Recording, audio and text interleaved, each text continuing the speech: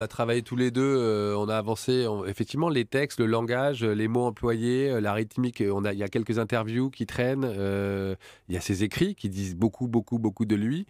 L'idée, c'était effectivement d'interpréter aussi, et de laisser, Vincent s'emparer du personnage. On a avancé comme ça, pour dessiner le Gauguin que nous avons fait ensemble, qui pour moi est très proche de l'essence même du vrai Gauguin. C'est-à-dire? Bah, c'est-à-dire, rustre, aventureux, beaucoup plus romantique que l'image qu'on en garde. Il parle d'amour de façon, très touchante. Et je crois que voilà, le film restitue, il y a aussi, il est à la fois rustre, mais il est féminin, il est animal, mais il est, raffiné, il est assez complexe et j'ai l'impression que Vincent a saisi ça et qu'ensemble on a dessiné quelqu'un d'assez proche de ce que j'imagine a été Gauguin. C'est un Gauguin Qui souffre beaucoup, tout le temps, physiquement, ouais. moralement.